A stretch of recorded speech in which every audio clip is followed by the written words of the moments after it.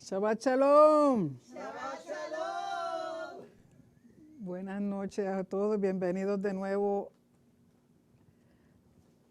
a Shabbat, a nuestro estudio en esta noche. Recuerden que estamos en el libro de Devarim, el último libro de la Torah.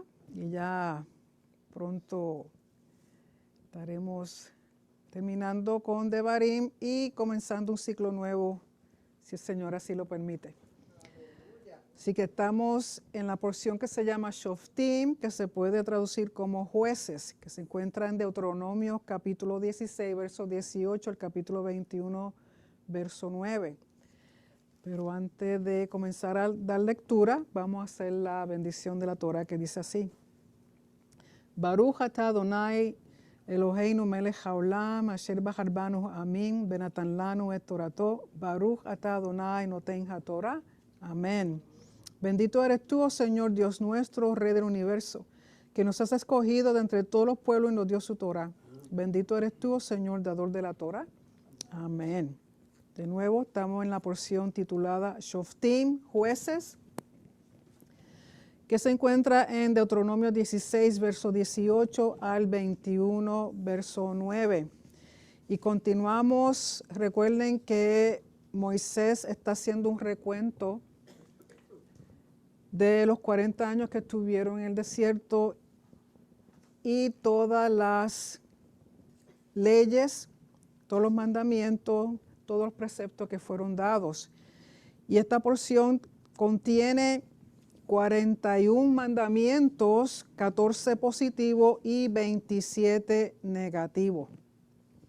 Así 41 mandamientos, los cuales espero que estén leyendo las porciones y estén estudiando de alguna forma todos los mandamientos, porque a pesar de que aquí los nombra, muchas veces requieren explicaciones de cómo hacerlo, llevarlo a cabo. Y recordemos que hay comentarios al respecto de todos los mandamientos y eso pues nos ayudan a entender un poquito mejor, aunque hay muchas cosas que hoy día no se pueden llevar a cabo. Número 1, porque no hay templo, o número 2, estamos fuera de Israel. Y dando comienzo en el verso 18 del capítulo 16, dice, jueces, Shoftim, jueces y oficiales designarás en todas tus ciudades que Hashem tu Elohim te da para tus tribus y juzgarán al pueblo con justicia recta.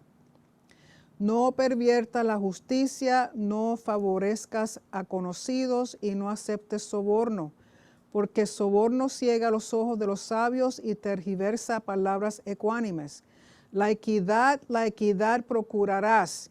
Aquí lo traducen como equidad, pero en el hebreo es sedek, que significa rectitud procurarás, o justicia procurarás, para que vivas y heredes la tierra que Hashem tu Elohim te da. Aquí la palabra que usan para, que traducen como procurarás, es la palabra tirdof. Sedek, tirdof. Y tirdof significa que es como correr tras de ella. Buscar la justicia o la rectitud como se busca un tesoro. O sea, es algo que uno debe buscar. Estar detrás de ella, de la justicia o de la rectitud. Y quiero compartir unos versos en algunos otros libros para que entendamos un poquito mejor este concepto de rectitud o de justicia. Si vamos al libro de Isaías en el capítulo 11, verso 3 al 4. El capítulo 11 del libro de Isaías está hablando del Mashiach. Y respecto al Mashiach, recuerden que Mashiach cuando regrese en la segunda vez, viene a juzgar. Primero vino a servir y a enseñar sobre el reino, pero la próxima vez que regresa como rey y regresa como juez para juzgar. Y dice en el capítulo 11 de Isaías, versos 3 y 4, y le hará entender diligente en el temor de Hashem. No juzgará según la vista de sus ojos, ni arguirá por lo que oigan sus oídos, sino que juzgará con justicia, con sedek, a los pobres y arguirá con equidad por los mansos de la tierra. Y herirá la tierra con la vara de su boca y con el espíritu de sus labios matará al impío. Y dice en el verso 5, y será la justicia cinto de sus lomos, será Sedec, cinto de sus lomos, y la fidelidad ceñidor de su cintura. También si vamos a Juan, al Evangelio de Juan, capítulo 5, verso 30. En Juan capítulo 5,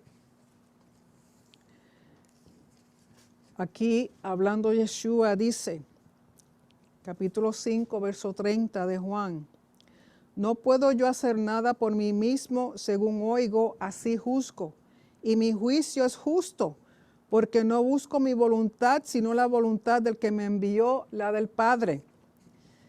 Y ahí mismo en Juan, en el capítulo 8, verso 16, capítulo 8, verso 16 de Juan dice, hablando de nuevo Yeshua, y si yo juzgo, mi juicio es verdadero, porque no soy yo solo, sino yo y el que me envió, el Padre. Y en Romanos, vayamos a Romanos capítulo 2, verso 16.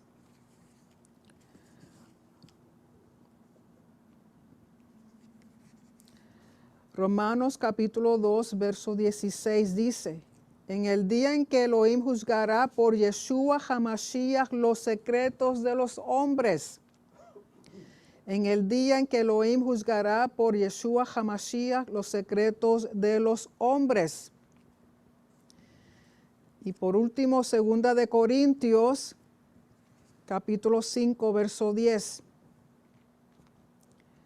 2 de Corintios, capítulo 5, verso 10 dice, porque es necesario que todos nosotros comparezcamos ante el tribunal de Mashiach, para que cada uno reciba según lo que haya hecho mientras estaba en el cuerpo, sea bueno o sea malo. Por lo tanto, jueces, juicio está asociado también con nuestro Mashiach. Volviendo a Devarim, verso 21. Dice, no plantarás para ti ídolo arbóreo de cualquier género de árbol cerca del altar de Hashem tu Elohim que harás para ti. Y no erigirás para ti una estela que aborrece Hashem tu Elohim. O sea, árboles no pueden estar alrededor del templo. Y si ustedes han visto fotos o han estado en Israel y han subido al monte del templo, ustedes saben que hay árboles por todas partes. ¿Por qué? Porque ellos saben que no se levantan árboles alrededor de la casa de Hashem, sino porque usualmente en este tiempo, en esta época, los árboles eran sembrados alrededor de ídolos para darle belleza. Por lo tanto, Hashem no es un ídolo, el templo no es un ídolo. Y Hashem no desea árboles porque realmente, recuerden que los árboles se comparan con los hombres, y de eso vamos a hablar un poquito más adelante de nuevo. Si van a Isaías, capítulo 61, verso 3.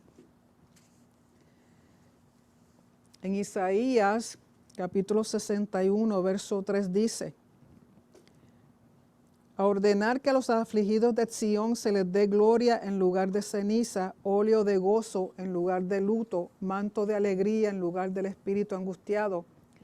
Y serán llamados árboles de justicia, árboles Sedec, Hasedec, plantío de Hashem para gloria suya.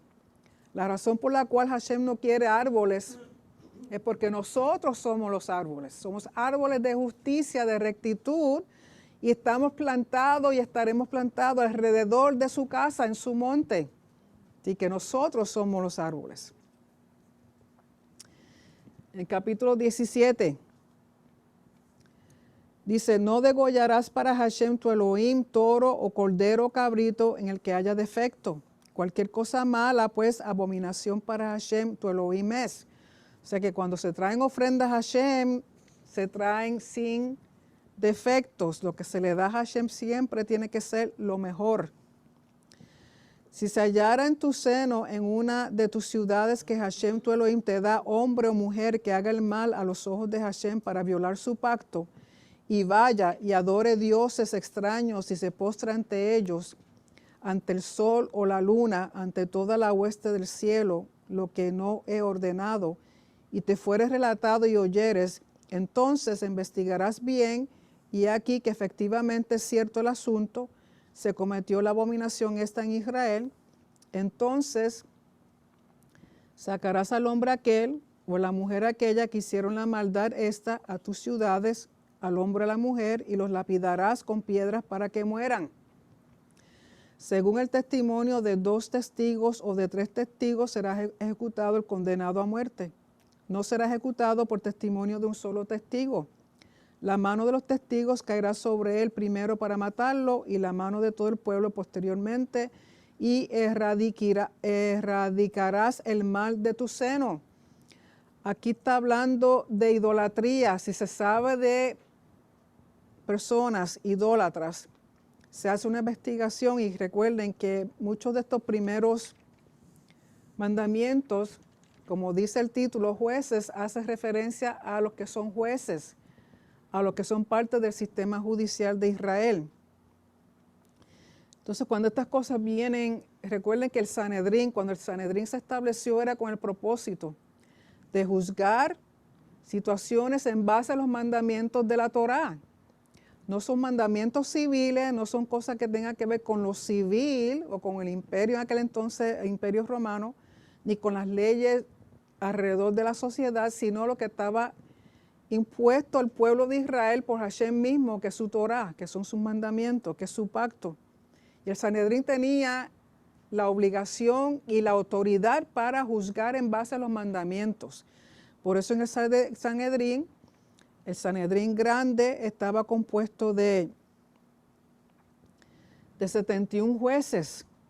Y esos jueces estaban distribuidos entre Coanim, sacerdotes, levitas e israelitas, porque todos tenían una experiencia que podían ayudar en poder juzgar y llevar a una sentencia correcta en base al mandamiento.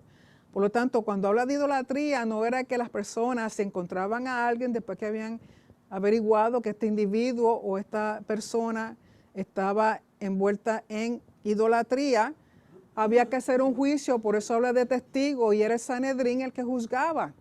Era el sistema judicial, y una vez que se llegaba a una determinación correcta de que esto sí existía, pues entonces a estos individuos había que darle muerte capital, o sea, tenían que ser muertos. De nuevo, estas son cosas que están ocurriendo en medio del pueblo de Israel conforme al sistema judicial de Israel. Verso 8. Y cuando dice erradicar el mal de tu seno, es que hay que eliminar por completo esto que puede contagiar a la sociedad completa y traer un caos. Por lo tanto, había que cortar de raíz cualquier causa de idolatría que existiera. Si te rebasa un asunto jurídico entre sangre y sangre, entre veredicto y veredicto, entre aflicción y aflicción, asuntos de controversia, en tus ciudades te levantarás y ascenderás al lugar que elegirás Hashem tu Elohim, e irás a los Coanim, a los levitas y al juez que exista en los días aquellos, e indagarás y te dirán el dictamen jurídico. De nuevo, aquí está hablando el Sanedrín porque está compuesto de los Coanim, de los levitas y el juez. Y harás según lo que te digan, desde el lugar aquel que elegirás Hashem, y serás cuidadoso de hacer de acuerdo con todo lo que te enseñen, según la enseñanza que te impartan, y de acuerdo con el veredicto que te dirán, deberás hacer. No te desvíes de lo que te hayan dicho, ni a diestra ni a siniestra. Y respecto del hombre que actúe con premeditación y no obedezca al Cohen, que funge para servir a Hashem tu Elohim o al juez, morirá el hombre aquel, y erradicarás el mal de Israel. Toda la nación se enterará y temerá, y no pecará premeditadamente, nunca más. De nuevo, el Sanedrín. Recuerden que habían tres tipos dentro del sistema judicial, habían tres tipos de juicios. Estaba el Sanedrín Gedolá, que era el grande que se sentaba en la cámara de Aftinas en lo que llaman el Ishkar Hagazit. En el área del templo, los edificios que quedaban en el lado sureste, la esquina sureste, ahí se sentaba el Sanedrín Gedolá o el Sanedrín Grande, que consistía de 71 jueces. Estos eran los que venían a juzgar cosas que no podían ser determinadas o llegar a un acuerdo en el Sanedrín Catán. El Sanedrín Catán o Cataná significa un Sanedrín más pequeño que consistía de 23 jueces. Y usualmente estos 23 jueces era cuando había una población de 120 personas o más. ¿Okay? Si habían 120 o más personas en la población de donde se vivía, el Sanedrín más pequeño consistía de 23 jueces. Si había menos de 120 personas, entonces había lo que se llamaba un Beit Din. Un Beit Din, que es una casa de juicio que consistía de 3 jueces. O sea, viene siendo como un centro judicial local. Como aquí tenemos el centro judicial local, el estatal y luego tenemos el federal, que es la Corte Suprema. Pues entonces, de acuerdo a los casos, si hay algo que se puede resolver localmente, se resuelve. Si no, pues entonces pasa al otro nivel, el Sanedrín de 23 jueces. Si ese no se puede ya resolver, pues entonces pasa al Sanedrín más grande, que consta de 71 jueces. Por eso cuando dicen el lugar que Hashem puso su nombre, era porque el Sanedrín grande, el Gedolá o el Gadol, estaba en el área del templo. Y luego del verso 14 en adelante comienza a hablar de las leyes para un rey, y dice así: cuando vengas a la tierra que Hashem tu Elohim te da y la heredes y residas en ella y digas, designaré un rey sobre mí como todos los pueblos a mi alrededor. Por cierto, designará sobre ti un rey que elegirá Hashem tu Elohim. Del seno de tus hermanos designarás sobre ti un rey. No podrás designar sobre ti a hombre extranjero que tu hermano no sea. Por lo tanto, si al llegar a la tierra ellos podían escoger un rey, pero tenía que ser elegido por Hashem. Y tenía que ser dentro del pueblo, no podía ser un extranjero. Verso 16, solo no podrá acumular para sí caballos en demasía para que no haga retornar el pueblo a Egipto en aras de acumular caballería. Pues Hashem les ha dicho a ustedes, no volverán a retornar más por el camino aquel. Porque para ese tiempo los mejores caballos se compraban en Egipto.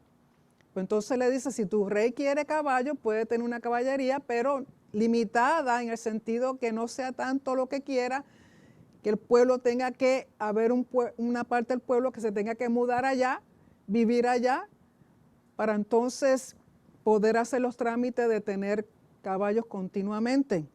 Se puede ir a Egipto a hacer negocio, pero no se puede ir a Egipto a quedarse a morar allí. Y sabemos que cuando hubo las destrucciones de los templos, muchos de ellos se fueron a refugiarse en Egipto. Pero el mandamiento dice, no regresarás a Egipto. Verso 17, y no podrá tomar para sí demasiadas mujeres para que no se desvíe su corazón. Y plata y oro no deberá acumular para sí en demasía. Otra palabra, ni muchos caballos, ni muchas esposas, ni mucha plata y oro, que sabemos que Salomón hizo todo lo contrario. Y sabemos cómo terminó Salomón. ¿Okay? Sin embargo, cuando uno se pone a leer estas cosas en los mandamientos, a mí me da gracia porque dice que un rey puede tener hasta 18 esposas. Y dicen que David tuvo 18 esposas. Ustedes no pueden con una, imagínense con 18. Pero la intención es que el individuo no llegue a a tanta arrogancia y a tener tanto que se olvide de ser justo con el pueblo y se olvide de quien lo puso ahí como rey. Y cuando se aposente en el trono de su reino, escribirá para sí 2 copias de esta Torá en un libro. O sea, el rey está obligado a tener 2 copias de la Torá. Sabemos que una de ellas tiene que estar con ella continuamente leyéndola, porque eso lo va a mantener a él humilde y sirviendo al pueblo con justicia y con rectitud. Pero quiero también leer con respecto a Mashiach. Recuerden que cuando Mashiach regrese, regresa para reinar. Volvamos de nuevo a Isaías. Vayan al capítulo 9 de Isaías. En el verso 6 y 7, en Isaías 9, 6, 7 dice, hablando del Mashiach, porque un niño nos es nacido, hijo nos es dado y el principado sobre su hombro, y se llamará su nombre admirable, consejero, Dios fuerte, Padre eterno, príncipe de paz. Porque recuerden que a los reyes se les daban muchos nombres. Lo dilatado de su imperio y la paz no tendrán límites sobre el trono de David y sobre su reino, disponiéndolo y confirmándolo en juicio y en justicia, desde ahora y para siempre. El celo de Hashem de los ejércitos hará esto. O sea que justicia, rectitud. Ahí mismo en Isaías capítulo 11, verso 5, y ya lo habíamos leído. Y será la justicia cinto de sus lomos y la fidelidad ceñidor de su cintura. Porque esta misma ley que aquí está hablando con respecto a los reyes, Yeshua también tiene que llevarlas a cabo cuando Él regrese. Vayan a Mateo, capítulo 2. Mateo 2, verso 1 y 2.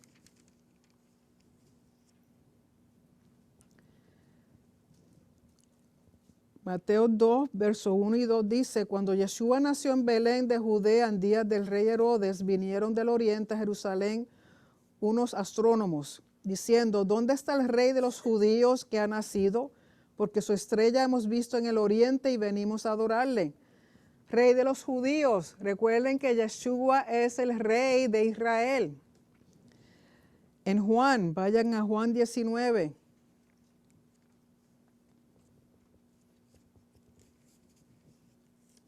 Juan 19,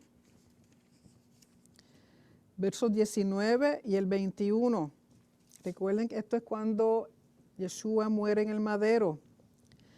En el verso 19 del capítulo 19 dice, escribió también Pilato un título que puso sobre el madero, el cual decía, Yeshua Nazareno, rey de los judíos. Y el verso 21 dice, dijeron a Pilato los principales sacerdotes de los judíos, no escribas rey de los judíos, sino que él dijo, soy rey de los judíos. O sea que Yeshua regresa a reinar y tiene que cumplir con estos mandamientos, volviendo de nuevo al capítulo 17, verso 18. Y cuando se aposente en el trono de su reino, reescribirá para sí 2 copias de esta Torá en un libro ante los Coanim y los levitas. Y permanecerá con él y leerá de él todos los días de su vida para que aprenda a temer a Hashem su Elohim, para salvaguardar todas las palabras de esta Torá y los decretos estos para realizarlos, para que no se enaltezca su corazón sobre sus hermanos y que no se desvíe del mandamiento a diestra o a siniestra, en aras de que se prolonguen sus días en su reinado, él y sus hijos en el seno de Israel. Y estos son consejos que no solamente debiera ser para el rey de Israel, sino para cualquier líder. Un líder que se levanta o es puesto por Hashem, lo primero que tiene que guardar su corazón es de el orgullo, de creerse mejor que nadie y querer hacer las cosas a su manera. Y abusar de su pueblo, porque créanme que es fácil abusar de la gente. Cuando se está en poder es muy fácil hacerlo, pero la Torah es lo que te mantiene en tu sitio. Vayan a Mateo, capítulo 5, versos 17 al 19, con respecto a esto, dice Yeshua. Mateo 5, versos 17 al 19.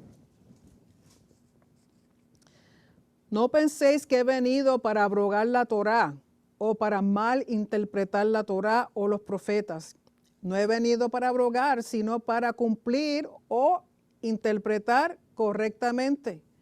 Porque de cierto os digo que hasta que pasen el cielo y la tierra, ni una jota, una yod, sería una yod, ni una tilde, que la tilde son los rabitos bien pequeñitos de las letras, pasará de la Torá hasta que todo se haya cumplido. De manera que cualquiera que quebrante uno de estos mandamientos muy pequeños y así enseña a los hombres, muy pequeño será llamado en el reino de los cielos. Mas cualquiera que los haga y los enseñe, este será llamado grande en el reino de los cielos. Así que Yeshua, con respecto a la Torá, de nuevo, él no vino a eliminarla, él vino a enseñarla, interpretarla correctamente, y mientras él vivió aquí sobre la tierra, su propósito era enseñarnos a cómo vivir la Torá. Cuando usted saca la Torá de en medio de su vida, usted está sacando a Yeshua. Que Yeshua es la Torá viviente y está cumpliendo con lo que el Padre ha pedido. En el capítulo 18, no tendrán los Coanim, los levitas, toda la tribu de Leví parte y heredar en Israel, sino las ofrendas ígneas de Hashem y su heredad comerán. Heredad no tendrá en el seno de sus hermanos, Hashem será su heredad, como le dijo a él. O sea que tierra, terreno, heredad de la tierra como tal, ellos no recibieron. Esto les corresponderá en derecho a los Coanim por parte del pueblo, de quienes realicen un degüello, ya sea de toro o de cordero. Le dará al Cohen el muslo, la quijada y el buche, las primicias de tus granos, de tu vino y de tu aceite, y lo primero de la esquila de tu rebaño le darás a él. Pues lo eligió Hashem tu Elohim de todas tus tribus para fungir y servir en el nombre de Hashem su Elohim, él y sus hijos todos los días.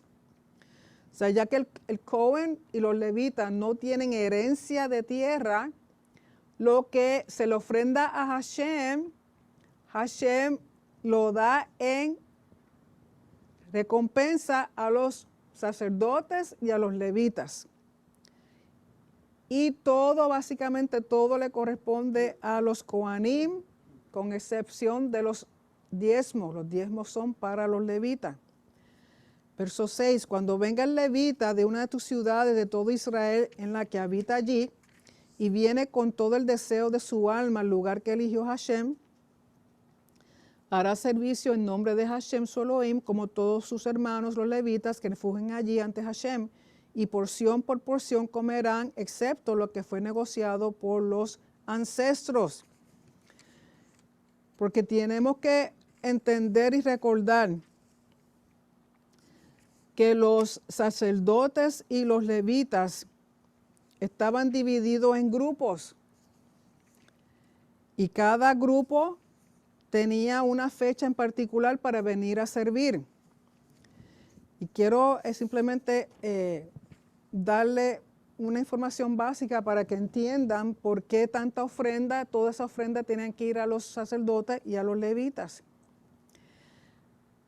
A los grupos de sacerdotes y levitas eran divididos en lo que se llama mishmorot. Mishmorot, que puede traducirse como vigilias. Cuando Moisés vivía, mientras estaba en el desierto, habían 8 grupos. 4 del sacerdote Eleazar y 4 del sacerdote Itamar. Y se repartían los servicios del tabernáculo semana por semana, esos 8 grupos. Y después que terminaban los 8 grupos, volvía de nuevo comienzo del primer grupo hasta el 8º. Para la época de Samuel el profeta, habían 16 grupos. Samuel le dio 16 grupos a Eleazar y 16 grupos a Itamar. Pero cuando el rey David reinaba por inspiración del Espíritu Santo, él los dividió a todos los Coanim y todos los levitas que había en ese tiempo en 24 grupos, porque ya dando el reino, todo Israel estaba dividido en 24 distritos. 24 distritos y cada distrito tenía una representación de Coanim y de levitas.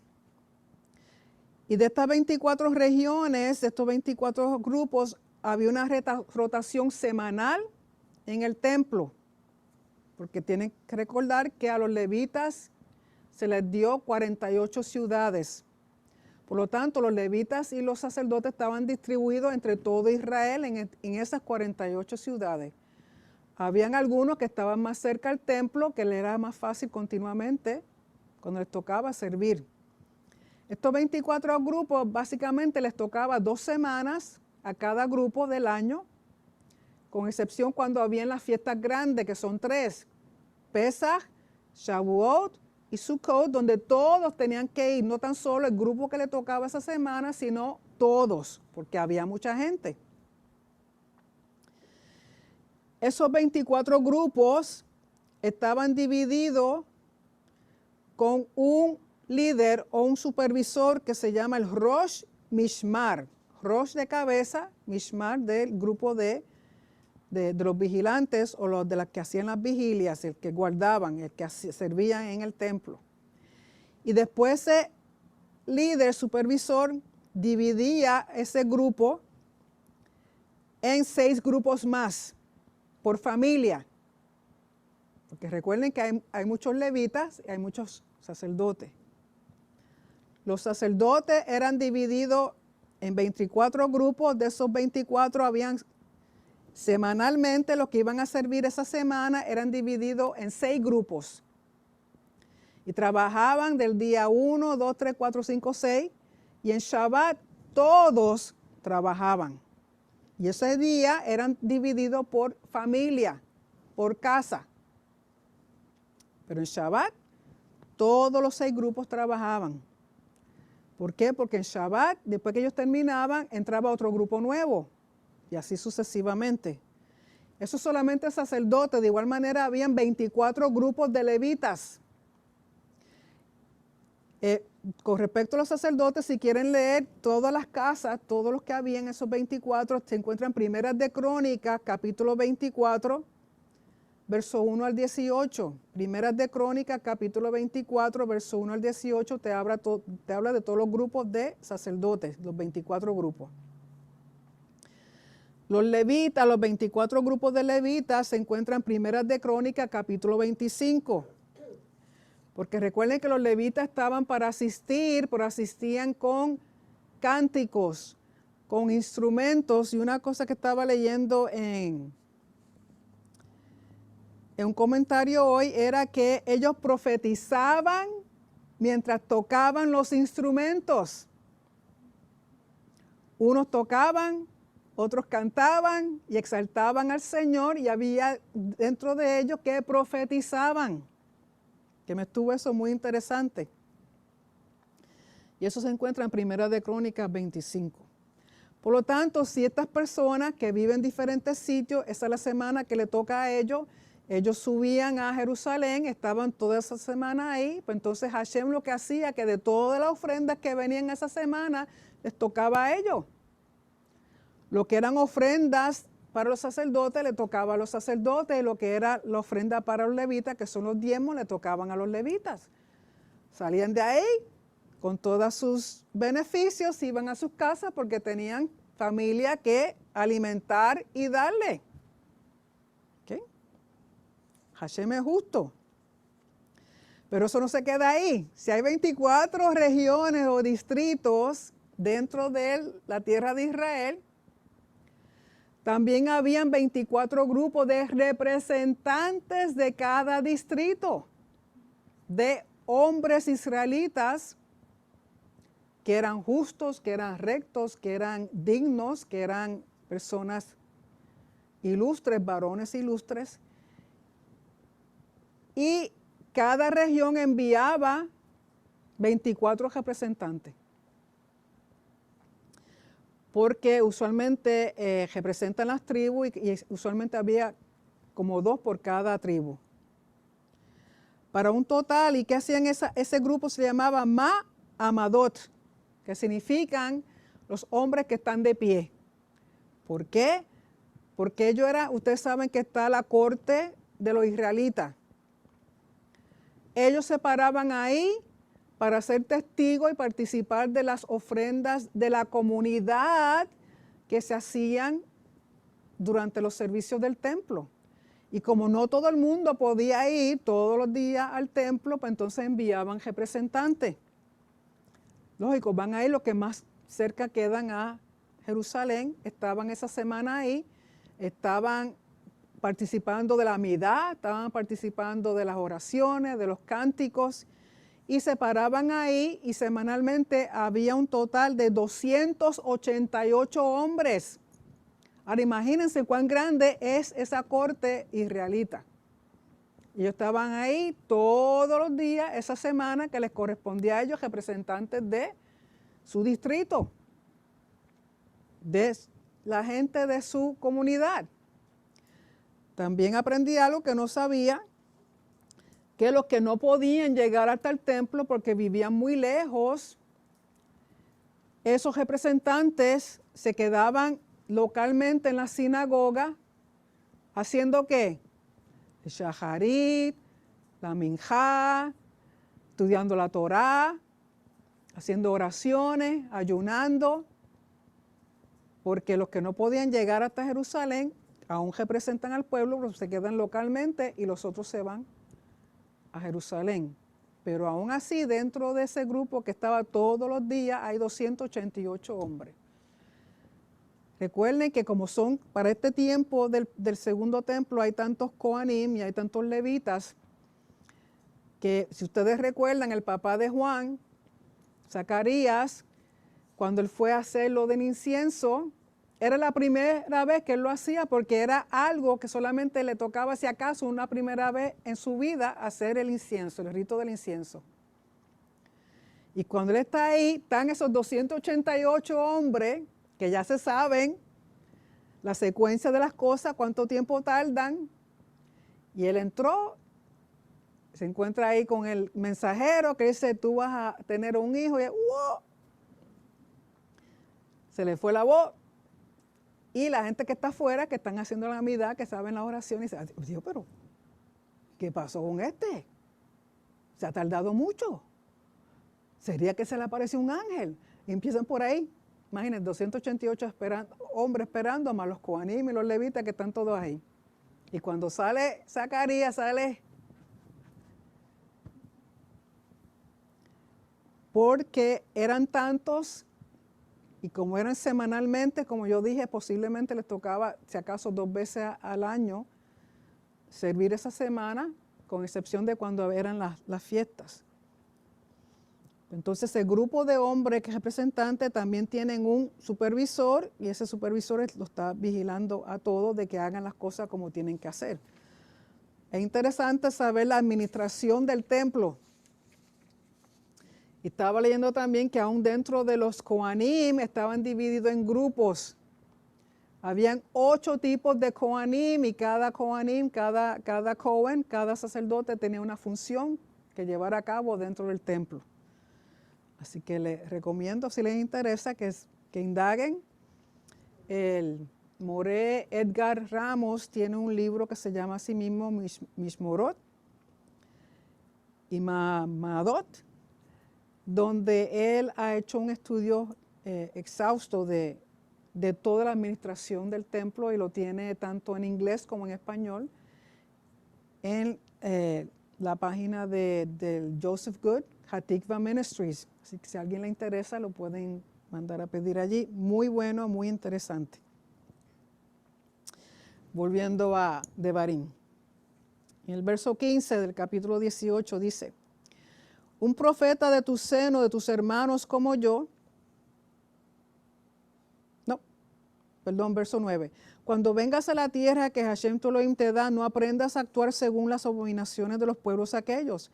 No deberá hallarse en ti quien pase a su hijo o a su hija por fuego, quien haga adivinaciones o augurios, o interprete presagios, o sea hechicero, o quien encanta animales, o quien indaga de Ov o Idoni, o quien conjura a los fallecidos. Pues abominación para Hashem es quien haga eso, y debido a las abominaciones estas es que Hashem tu Elohim los erradica de tu presencia. Sé íntegro con Hashem tu Elohim, porque las naciones estas que tú heredas obedecen a quienes hacen augurios y adivinaciones, pero no es eso lo que te dio a ti Hashem tu Elohim. O sea que nada que tenga que ver con adivinar o querer saber el futuro es permitido. Para eso está Hashem y para eso está el Espíritu Santo y para eso está la Torah. Tú quieres saber qué tú tienes que hacer en el mañana. Aquí está todo. Olvídese del horóscopo ese. Y fíjese en aquel que conoce tu entrada, tu salida, tu hoy, tu mañana y tu todo. Un profeta de tu seno, tus hermanos como yo, establecerá para ti Hashem tu Elohim, a él oirán. Según todo lo que pediste de Hashem tu Elohim en Horeb en el día de la congregación, diciendo, no seguiré oyendo la voz de Hashem mi Elohim, y el fuego grande este no veré más para no morir. Me dijo Hashem. Hicieron bien en lo que dijeron. Un profeta les estableceré a ellos del seno de sus hermanos como tú, y pondré mi palabra en su boca, les hablará todo lo que le ordene a él. Y será respecto del hombre que no obedezca mis palabras y que hablar en mi nombre, yo lo demandaré. Y sabemos que un profeta como Moisés es Mashiach. Perdonen.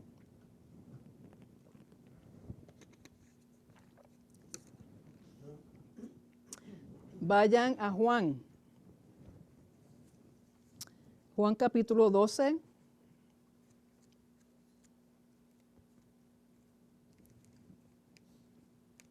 Verso 49.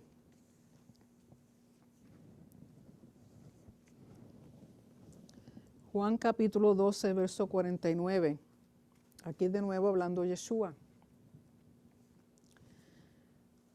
Porque yo no he hablado por mi propia cuenta, el Padre que me envió, Él me dio mandamiento de lo que he de decir y de lo que he de hablar.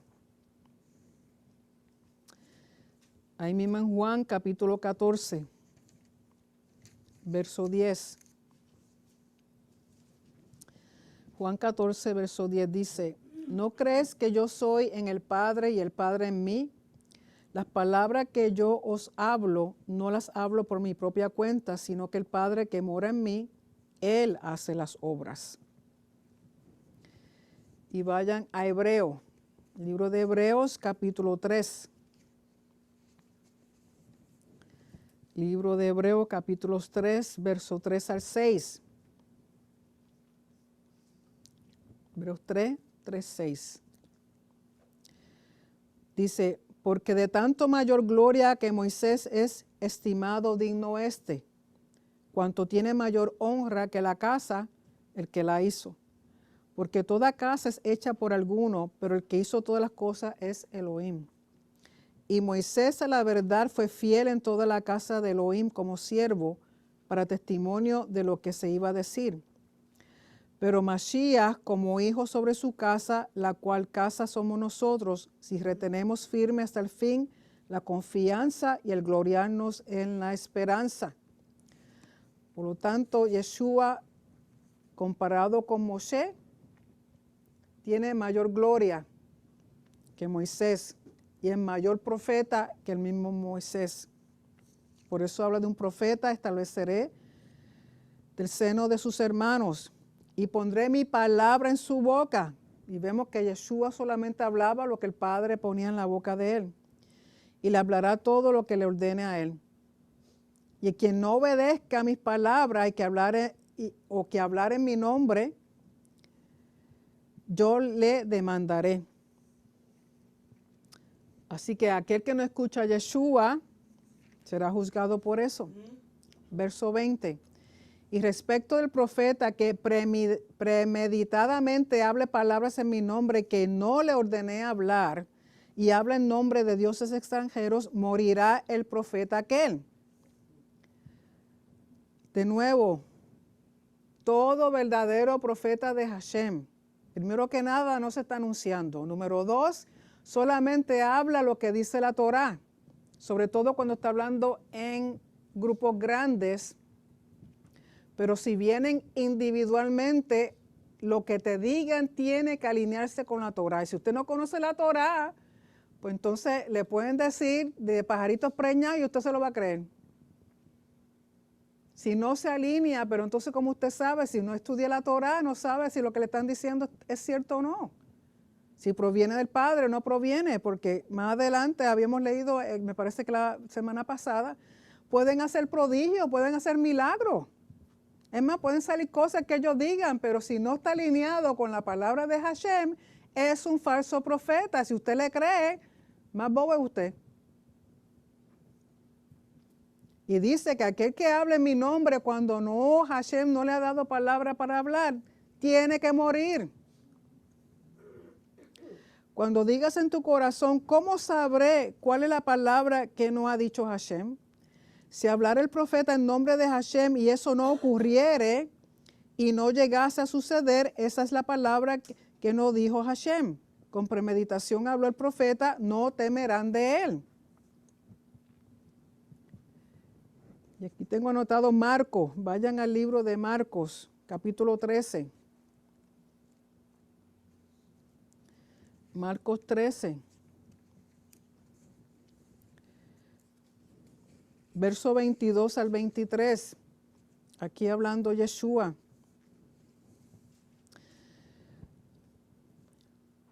Marcos 13, 22, 23 dice, porque se levantarán falsos mesías y falsos profetas y harán señales y prodigios para engañar, si fuese posible, aún a los escogidos. Mas vosotros mirad, os lo he dicho todo antes. Vayan a Mateo capítulo 7. Mateo 7, verso 22 y 23.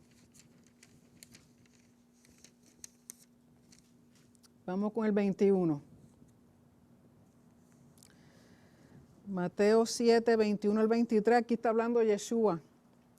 No todo el que me dice Adonai, Adonai entrará en el reino de los cielos, sino el que hace la voluntad de mi Padre que está en los cielos. ¿Y cuál es la voluntad del Padre? Lo que está escrito en la Torá, que son los mandamientos. Muchos me dirán en aquel día, Adonai, Adonai, no profetizamos en tu nombre y en tu nombre echamos fuera demonios y en tu nombre hicimos muchos milagros. Y entonces les declararé, nunca os conocí, apartaos de mí, hacedores de maldad. Porque no hacer la Torá, no caminar en la Torá, no ignorar la Torá o escoger lo que tú quieras hacer y lo que no quieras hacer, esos son hacedores de maldad. Si eso no trae temor a su vida, a su corazón, no sé qué. Porque lo menos que yo quiero oír a Yeshua decirme, ¿quién tú eres? Señor, pues yo estaba allí todos los Shabbat y enseñaba y hice tantos videos. Que me diga, yo no vi ningún YouTube. ¿Tú te imaginas?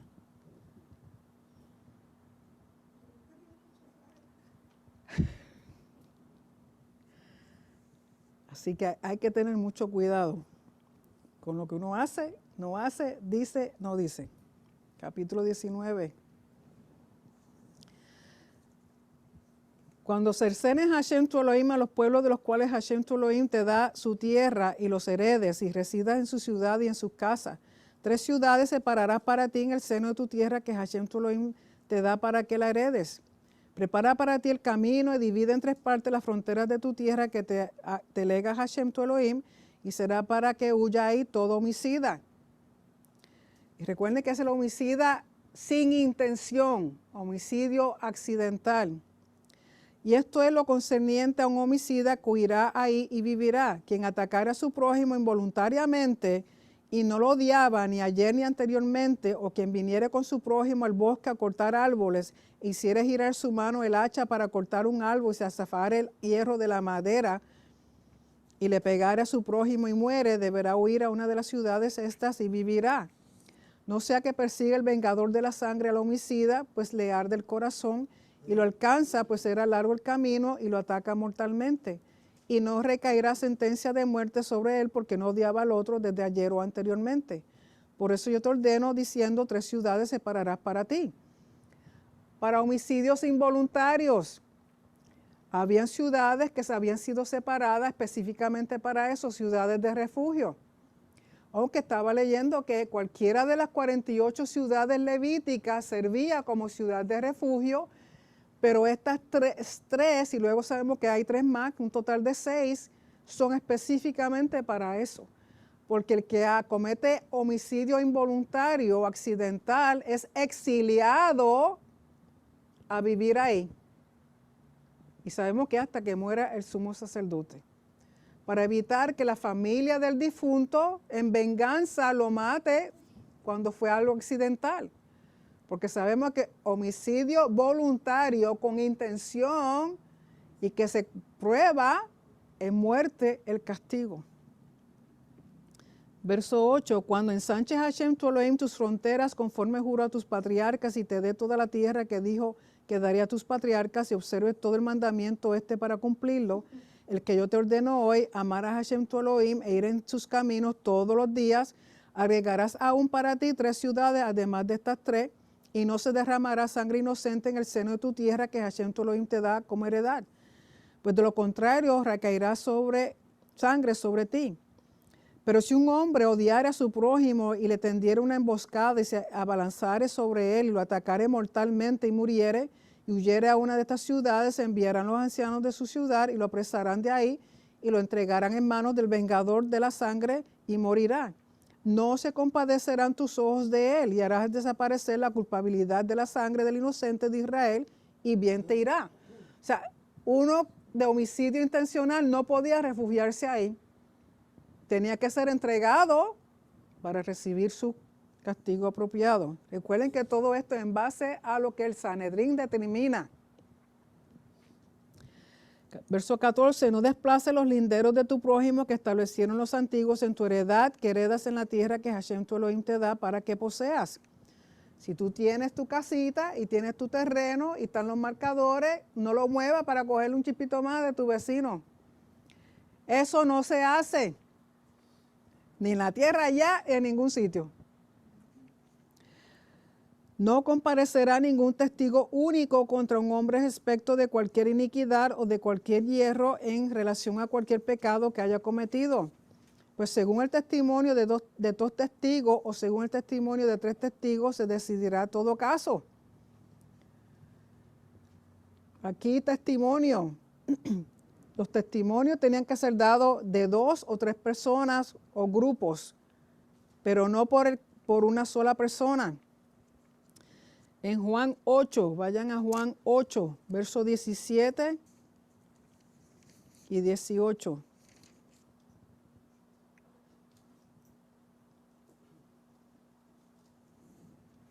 Aquí de nuevo hablando Yeshua, Juan 8, versos 17 y 18, dice Yeshua.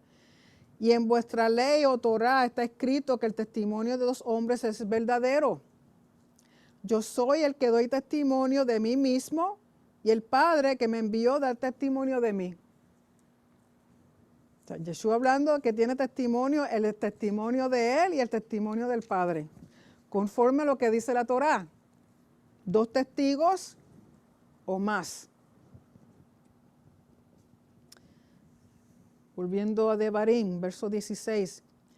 Si se presentara un testigo falso contra un hombre para alegar contra él una fabricación, comparecerán los 2 hombres que tienen el altercado ante Hashem y ante los Kohanim y los jueces que haya en los días aquellos, e investigarán los jueces en forma exhaustiva. Y si he aquí que testimonio falso es, pues testificó en falso contra su prójimo, le harán lo que tramó hacerle a su prójimo y erradicarás el mal de tu seno. Y los restantes oirán y temerán y no seguirán haciendo cosa mala semejante en tu seno. Y no se compadecerá tu ojo, vida por vida, ojo por ojo, diente por diente, mano por mano, pie por pie, deberá ser. Recuerden que esta ley le llaman la ley del talón.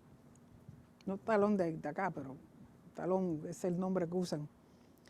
Y cuando habla de vida por vida, ojo por ojo, no es que uno vaya y saque el ojo al otro para que te sacaron uno a ti. Está hablando de compensación monetaria. Se le recompensa al individuo que sufrió la pérdida en una forma monetaria equivalente a esa pérdida. Ni se le da de más, ni se le da de menos, pero es haciendo justicia lo mejor posible. No es que uno vaya, esté arrancándole los ojos a la gente y las manos y todas esas cosas. Capítulo 20. Cuando salgas a la guerra contra tu enemigo y veas caballería y carruajes de guerra, contingentes más numerosos que tú, no temas, pues Hashem tu Elohim está contigo, quien te hizo ascender de la tierra de Egipto. Y será que cuando se acerquen al campo de batalla, se aproximará el joven y hablará al pueblo y les dirá: escucha Israel, ustedes se acercan a combatir contra sus enemigos, que no mengue su corazón, no teman y no cunda el pánico y no se amedrenten frente a ellos. O sea que cuando había guerra, había un sacerdote especial dedicado a que iba con los soldados, y este se le llama el Meshuach Milhamá, el ungido para la guerra, así como Pinjas. ¿Se acuerdan de Pinjas? Que era sacerdote y fue ungido y era el que iba cuando había guerra. Porque el propósito de ese joven es alentar a los soldados, darle una palabra para que no se sientan con miedo, para que no se asusten, para que puedan hacer su trabajo. Y sabemos que Yeshua también es un Meshuach Milhamá, porque Yeshua viene a hacer guerra. Verso 4, pues Hashem su Elohim marcha con ustedes para pelear por ustedes contra sus enemigos, para salvarlos a ustedes. Un recordatorio de que Hashem está con ellos. Y hablarán los oficiales al pueblo diciendo: ¿quién es el hombre que ha edificado una casa nueva y no la ha inaugurado? Que se vaya y retorne a su casa, no sea que muera en la guerra y otro hombre la inaugure. ¿Y quién es el hombre que plantó un viñedo y no lo redimió? Que se vaya y retorne a su casa, no sea que muera en la guerra y otro hombre lo redima. ¿Y quién es el hombre que se comprometió con una mujer pero no la ha desposado? Que se vaya y retorne a su casa, no sea que muera en la guerra y otro hombre la tome como esposa. Y que sigan los oficiales hablándole al pueblo y digan: ¿qué hombre es temeroso y se le mengua el corazón? Que se vaya y retorne a su casa, no sea que haga menguar el corazón de sus hermanos como el suyo. Y cuando terminen los oficiales de hablar al pueblo, asumirán el mando los jefes de las legiones al frente del pueblo. O sea, el propósito es que nadie que tenga miedo venga y contamine a los demás, y entonces en vez de pelear salgan huyendo todo el mundo. Y aquel que tiene algo que no dejó sin terminar, como el que tiene una casa, un viñedo, está por casarse, vaya y hágalo. Usted no sabe si en la guerra usted le dan frito-lay. Verso 10. Cuando te acerques a una ciudad para atacarla, has de ofrecerle paz. Si iban a entrar a guerra, primero enviaban el mensajero ofreciéndole paz. Y si te responden a tu propuesta de paz y se abre de par en par ante ti, toda su población que se halla en ella ha de ser tributaria tuya y te servirá. Pero si no hace las paces contigo y te hace la guerra, lo asitiarás. Y la entregarás a Hashem tu Elohim en tu mano y harás pasar a todo varón a filo de espada. Y solo las mujeres y los niños y los animales y todo lo que haya en la ciudad, todo su botín saquearás para ti. Y consumirás el botín de tus enemigos que te dio Hashem tu Elohim a ti. Así hará las ciudades lejanas de ti en extremo que no corresponden a las ciudades de estas naciones. O sea, cualquier otra nación que no fueran de las naciones cananeas, que ellos tenían guerra con ellos tenían la obligación de pedirle primero la paz. Si aceptaban la paz, pues entonces ellos quedaban para servir a Israel y pagarle tributo. Si esa nación decía, no queremos paz, pues entonces entraban a guerra y aquí Hashem les promete que les da la victoria. Pero dice, eso no vas a hacer con las naciones que yo te dije que tienes que destruir completamente. Empero solo de las ciudades de los pueblos estos que Hashem te dio para que los heredes, no dejarás vivir a nadie. Pues destruirás al Eteo, a Amorreo, a todo lo feo, como te ordenó Hashem tu Elohim, para que no les enseñen a hacer todas las abominaciones que hacían a sus dioses y pequen contra Hashem su Elohim. Si dejaban estas naciones de Canaán, los dejaban vivos, el problema es que iban a ser influidos el pueblo de Israel a hacer como ellos hacían, y sabemos que la historia nos deja saber que no mataron a todo el mundo y se contaminaron. Verso 19.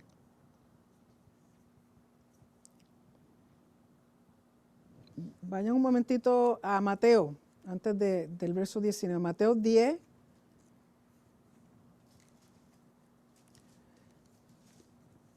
Verso 34. Mateo 10, verso 34.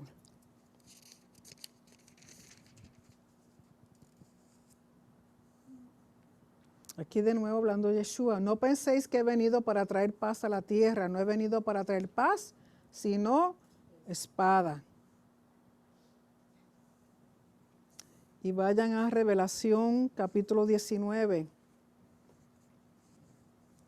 Libro de Revelación, capítulo 19, verso 15. Y luego el verso 21. Hablando de Yeshua, dice, de su boca sale una espada aguda para herir con ella a las naciones. Y él las regirá con vara de hierro, y él pisa el lagar del vino del furor y de la ira del Elohim Todopoderoso. Y el verso 21 dice, y los demás fueron muertos con la espada que salía de la boca del que montaba el caballo, y todas las aves se saciaron de las carnes de ellos. De nuevo, Yeshua viene a hacer guerra.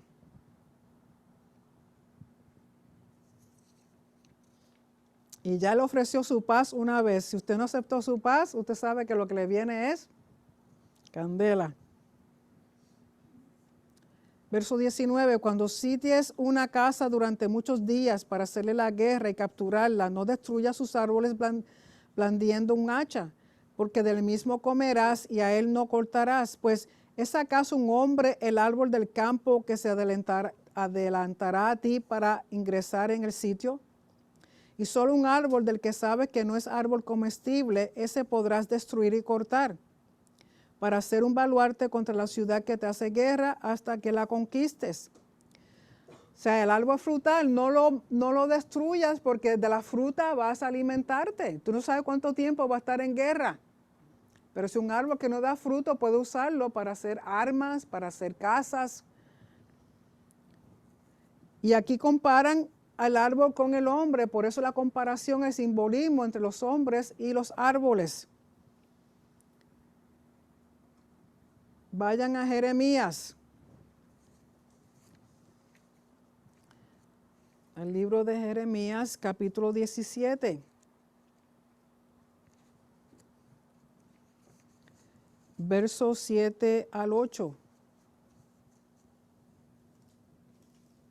Y aquí está comparando al hombre con un árbol. Dice, bendito el varón que confía en Hashem y cuya confianza es Hashem, porque será como el árbol plantado junto a las aguas, que junto a la corriente echará sus raíces y no verá cuando viene el calor, sino que su hoja estará verde y en el año de sequía no se fatigará ni dejará de dar fruto. Árbol, somos árboles. Por eso habla tanto Yeshua también del fruto. Del fruto, por los frutos los conoceréis. Capítulo 21. Si se hallara un cadáver en la tierra que Hashem tu Elohim te da para que heredes, caído en el campo, y no es sabido quién lo abatió, saldrán tus ancianos y tus jueces y medirán hacia las ciudades en derredor del cadáver, y de la ciudad más cercana al cadáver tomarán los ancianos de la ciudad aquella una vaquilla con la que no se ha trabajado, que no ha portado yugo, y la harán descender los ancianos de esa ciudad hacia un valle agreste que no podrá ser labrado y que no podrá ser sembrado, y desnucarán con hacha ahí a la vaquilla en el valle. Se parece un poco a la ceremonia de la vaca roja, porque también esta vaquilla tiene que ser una vaca joven y que nunca ha trabajado y nunca se le ha puesto un yugo encima. Y se acercarán los Kohanim, descendencia de los levitas, a quienes eligió Hashem tu Elohim, para que los sirvan y para que bendigan el nombre de Hashem y para que según su dictamen se decida toda disputa o toda plaga. Y todos los ancianos de la ciudad aquella, quienes están más cercanos al cadáver, lavarán sus manos sobre la vaquilla que fue desnucada en el valle. Declararán y dirán: nuestras manos no han derramado la sangre esta y nuestros ojos no vieron. Expía por tu pueblo Israel que has emancipado, oh Hashem, no pongas sangre inocente en el seno de tu pueblo Israel, y será expiada en aras de ellos la sangre. Pero tú has de erradicar la sangre inocente de tu seno cuando hagas lo recto a los ojos de Hashem. O sea, si encuentran un cadáver y no saben quién lo mató, o sea, aquí se entiende que no fue causa natural, y no saben quién fue, pues entonces ellos tienen que hacer una ceremonia para limpiarse las manos, declarando que ellos no saben quién es, y que se consideran libres de haber hecho algo en contra de este individuo. Pero más adelante los comentarios dicen que si luego se sabe quién fue el que hizo el homicidio, pues entonces esa persona se les castiga como debe ser. Pero mientras tanto, mientras no se sepa, pues llevaban a cabo este rito. Recuerden que la mayoría de estas cosas hoy día no se hacen. Primero que nada, no hay templo, no hay Sanedrín. Y hoy día pues hay otros sistemas judiciales, pero la Torá es muy clara en cómo se hace justicia, cómo se hace rectitud, porque el propósito de mantener un sistema judicial dentro de la tierra es para evitar caos, anarquía, que todos sepan cómo proceder socialmente, manteniendo la rectitud y la justicia del reino dentro de la nación. Así que con eso terminamos esa porción. Recuerden que son muchos mandamientos, muchos de ellos pues no se llevan a cabo hoy día, pero eso no significa que uno no trate de entenderlos, porque lo más probable es que muchos de ellos volverán a ser reactivados o volver a surgir cuando haya templo y cuando haya Sanedrín. Así que si tienen alguna pregunta, alguno de ustedes aquí, algún comentario.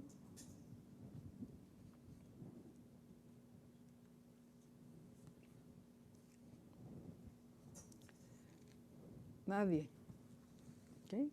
No sé si alguien en la audiencia tenga alguna pregunta, algún comentario que quieran. Pueden levantar su manito o escribirlo en el chat, como a ustedes les sea más fácil. No sé si en Facebook habrá alguna persona. Okay. Entonces, si no hay preguntas, recuerden que mañana a las 8 de la mañana el pastor Vargas tiene su servicio de Shaharit. Recuerden que ya hemos entrado en el mes de Elul. Hay unas oraciones que se hacen que se llaman Selijot. En Telegram yo puse las Selijot completas y también una versión más corta que fue preparada por el Moré Rafi el año pasado. Está ahí disponible a ustedes para que use una o la otra, la que usted quiera. Son 40 días de teshuva, de volver a retornarnos al Padre con un corazón dispuesto, corazón arrepentido, queriendo hacer lo mejor posible en preparación para Yom Kippur. Así que ya hemos empezado.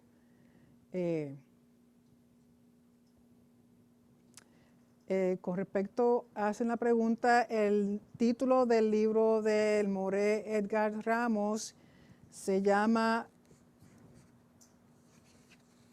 Mishmorot y Mamadot. Mishmorot. Si piden Mishmorot, le pueden también escribir al Moré Edgar Ramos, ya sea por WhatsApp, Facebook o en Telegram, y dejarle saber que a usted le interesa la versión en español, para que entonces él le dé el enlace de cómo pedirlo, porque se pide a través del Ministerio Hatikva del Moré Joseph Good. Mishmorot, lo voy a escribir aquí para que sepan cuál, que lo voy a poner en el chat. Mishmorot. Es finito, pero tiene toda la información con respecto a las vigilias de los sacerdotes levitas, de los israelitas representantes de los distritos y además toda la administración que se hacía en el templo. Lo recomiendo, si a usted le interesa estudiarlo, es muy bueno. ¿Okay? Si no tienen alguna otra pregunta o comentario, pues entonces recuerden, mañana a las 8, Shaharí con el Pastor Vargas, a las 4 estaremos aquí con la Minjá y seguiremos estudiando las porciones, los profetas y el Brit Hadashah. ¿Okay? Así que mis hijos, muchas gracias por su tiempo, por querer estar aquí con nosotros. Espero que hayan aprendido algo, o por lo menos quizá les dio suficiente sueño para que cuando se acuesten duerman bien. Así que mis hijos, muchas gracias. Shabbat Shalom a todos. Buenas noches.